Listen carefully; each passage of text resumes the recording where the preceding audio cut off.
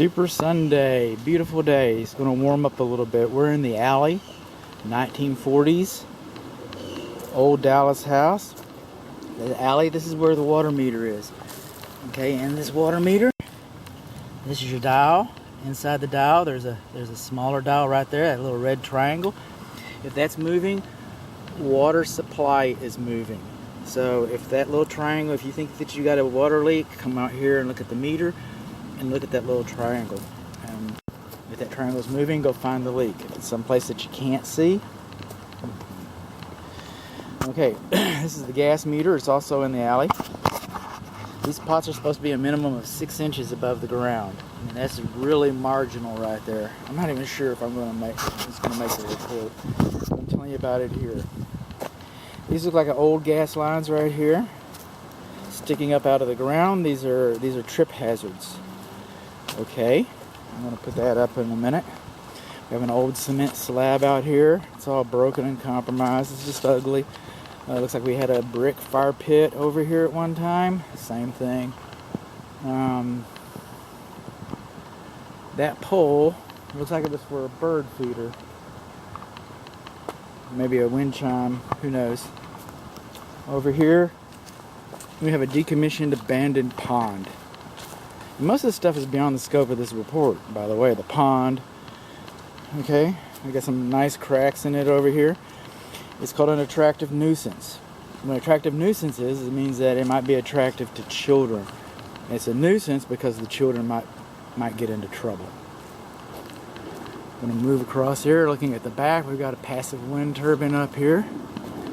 We don't have much in the way of soffits, but we do have some soffits. Hanging rain gutter, torn shingle coming on around here. This is the north side of the house. We got vents for the crawl space. We don't have any window screens. We got some window wood rot right here. Okay, these soffit vents have been painted over and they're clogged and they should be cleared. This is your emergency drain. Okay, when this is draining, it's in front of a window. So if that's draining, that gives you a clue. It also gives a clue that there's some rust in the pan. Coming along here, this is your primary drain line. All right, and it's okay for them to discharge to the exterior. However, this particular unit, it should go further from the house. The grading and drainage is level. In some places, it's negative around here. The condensing unit is not level. The condensing unit is not 3 inches off the ground. The condensing unit does not sit on the pad very well. The coils are dirty. The coils are bent and damaged. Okay, this unit 2001. It's a 2020. It's 19 years old. They're engineered on paper to last 20, but in real life circumstances, they only last about 14. We've got some exposed electric junctions here on top of the condensing unit. We have the wrong kind of foam. It was okay when it was installed, but by today's standards, the wrong kind of foam. And the reason why is because it becomes compromised like this. You do not have anti-theft Schrader valves. Again, that's a new requirement. This is the electric service disconnect. I'll put the cover back on. We have wood siding around the house here. Hardy plank siding, and all these windows are up against the freeze board, so they're not required to be, Z-bar flashing is not required. Again, the rain gutter is hanging. The siding should be 2 inches off of the roof covering, right over there. Coming along here, I believe this is the water heater. And that's a long run. If it does not discharge into the crawl space, which I thought it did, that's properly terminated. This is negative drainage right in here. We're at the front porch. This is the back door with the storm door. So where we're at here is we've got negative drainage in this corner. It's washed out. We've got some erosion. That's the only grounding rod. It should be buried all the way, and you should have 2 grounding rods within 6 feet of each other. This is the back faucet. I would have liked to take in the water pressure from here, but I couldn't get the end off of the it's corroded in place. We do not have anti-siphon devices on either one of them. These are the sewer cleanouts to the house. Coming along here, we got some wood damage on the casement trim. Wood damage on the casement trim. This is the main disconnect. It's 100 amps. Code requires you have a minimum of 100 amps, but most municipalities, and Dallas included, now require 150 minimum. But in the day, of course. Now these boxes, that's your main principle. These boxes should be sealed to help prevent moisture infiltration into the wall system. Okay. This is your exterior receptacle outlet. It does not have grounding, which it should. It does not have GFCI, which it also should. The electric power coming to the house, that weather mast should extend over the roof about 3 feet. The drip, okay, the electric supply conduit, weather mast, weather head. The drip loop is fine. The drop is in trees. The drop is in trees. Now we've got some communication cables coming into the house here, low voltage. They're beyond the scope of this inspection.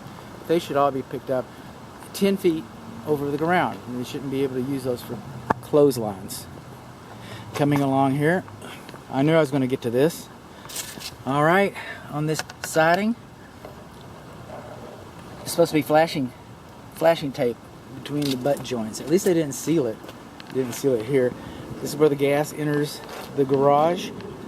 Gas enters the house. I guess we got two. That was probably the original one that was decommissioned in the alley. This is probably the newer one since it does have a service valve on it. But these holes, these penetrations, should be sealed. That window goes into the garage. We're moving along the south side of the structure. Coming along here, again, butt joints. At least they're not sealed, because a lot of people do that. But I'm not seeing any flashing tape underneath these guys. So that should have been done. We've got brick along this side. We got block across the front we're going to get to. A tree. Trees shouldn't be any closer to a residential structure than 25 feet to allow for roots, moisture it sucks out, all those different things. Looks like this has been plastered. The brickwork has been plastered along here. Okay, moving along. I'm not going to be able to open these doors because they're locked. This is the garage car entry. You can see it more from the inside. This is wood to ground contact here, high soil conditions, that's conducive to wood destroying, conducive to termites. Wood rot along the bottom rails. That is your clothes dryer vent. That's a better attic access vent. These steps go into the house, alright? These steps are not dimensionally uniform, alright? And more than 4 steps should have a handrail. See these dots right here? I got a link to that too. These dots mean that this house has been treated for subterranean termites, these holes. Alright? The only reason for those holes is to treat for subterranean termites, so it's reasonable to assume that it has been treated. We don't know who treated it, we don't know when it was treated, we don't know what they used to treat it. Okay? We got some orange shingles over here. Right here, where the siding comes down, you should have kick-out flashing so that the water doesn't come and just cascade. See all these dirty spots over here on the siding? The water's been cascading down the side of the house. The kick-out flashing would divert the water this way. By the way, if it's raining, you got a waterfall over your front steps. And kick-out flashing for that hole right up there underneath the edge flashing. Okay, that should have been sealed as well. We got cracking and peeling paint. Bear with me. Okay, this is called spalling, and the surface of the cement breaks up. But also we got some pretty decent cracking here in the driveway too. And it's not moving very far, very fast. But eventually one day, you might want to address that. This is where we're getting the water pressure from the front because the back hose was stuck on that thing. So we're opening this puppy up. We're looking for between 40 and 80 psi. And this looks like it's just shy. No, it looks like it's dead on 40. So that's good. Now this faucet, it should be supported and it should be insulated and it should have an anti-siphon device on it, which it doesn't. Okay. Nice rose bushes. Nice circular window. Got a little bit of wood rot in that. Coming on along here, these windows all been sealed up. I'll talk about them more on the inside, but on the outside, all the glazing putty, is all dry and compromised. All these windows should be rebuilt. Most of them are original to the structure. And this is where we started. So